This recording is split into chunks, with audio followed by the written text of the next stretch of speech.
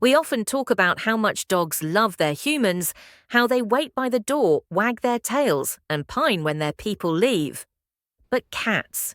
Cats have long had a reputation for being cool, distant, and fiercely independent. They're the lone wolves of the pet world, or at least that's what we've been told. Today, we're diving deep into the emotional world of cats, specifically their bond with us and how they handle our absence. If you've ever wondered whether your cat notices when you're gone or felt guilty leaving them alone, this video is for you. Because understanding our pets better helps us care for them better. And the truth is, many cats feel our absence deeply. Number 1. Do cats form attachments to humans? Let's start by breaking down a big myth, that cats are indifferent to their humans. It's a stereotype that's stuck around for far too long. People often say things like, cats don't care who feeds them, or they're just in it for the food. But any true cat lover will tell you that's not how it works.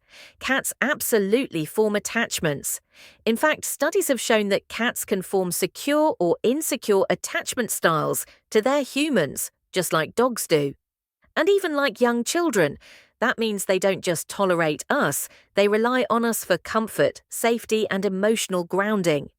Take bottle babies, for example, kittens who were orphaned early and raised entirely by humans.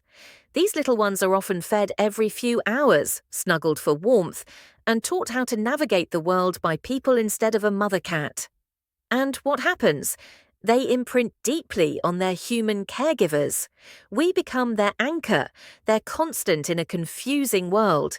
They don't just bond with us, they identify with us. And while that kind of closeness can be beautiful, it can also make these cats especially sensitive to separation. When you're the center of their emotional universe, your absence hits harder. But even cats who weren't bottle-fed or raised from infancy can form deep connections. A huge factor in how cats bond comes down to early socialization. Between 2 and 9 weeks of age, kittens go through a critical developmental window. This is when they learn how to be cats, how to play, communicate, and interact. Kittens raised with their mother and litter mates pick up essential life skills, but those with limited exposure to humans during that phase may grow up more cautious or reserved. That doesn't mean they don't love, it just means their affection shows up differently. Some cats show their attachment by curling up in your lap. Others might simply hang nearby, never quite touching but always present. Number 2. Separation anxiety. Yes, cats get it. Too so, if cats form strong bonds, what happens when those bonds are strained? Say, when you go to work, take a vacation, even run errands longer than usual, that's where separation anxiety comes in. We usually associate this condition with dogs, howling, chewing furniture, pacing by the door. But just because cats don't often show those big dramatic signs doesn't mean they're not struggling. Their distress tends to be quieter, but no less real. Think about your own cat. Do they follow you from room to room, sit right outside the bathroom door, cry or paw at the door when you leave? That clinginess that seems cute or quirky may actually be something deeper, something called feline separation anxiety.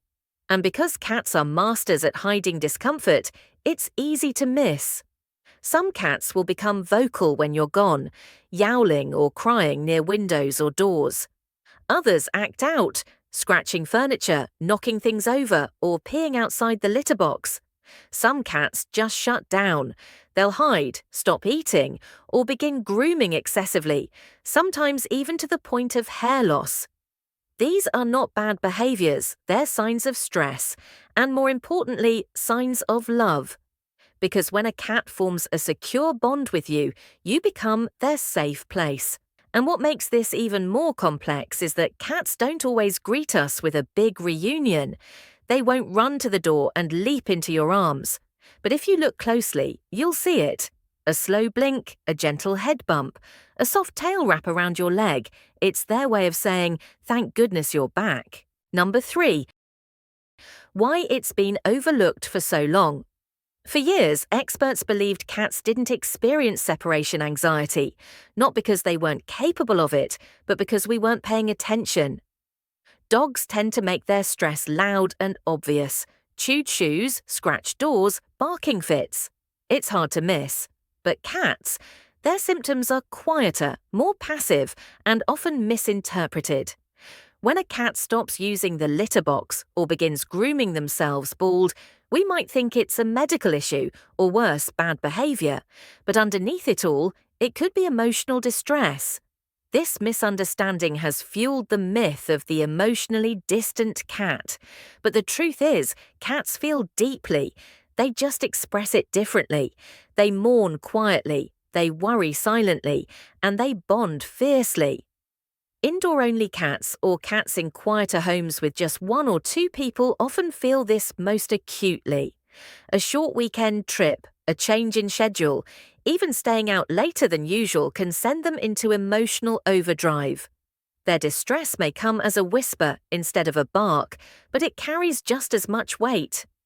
Number 4. How to help. Easing the stress of goodbye. The good news is there are many ways you can support your cat and reduce separation anxiety, starting with how you leave. Step 1. Break the routine.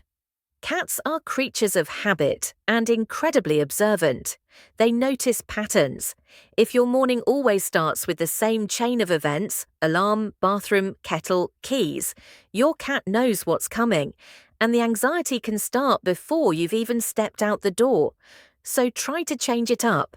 Feed them earlier, turn on the TV first, put on your shoes before breakfast. That unpredictability can ease the build-up of tension. Step 2. Play, then peace.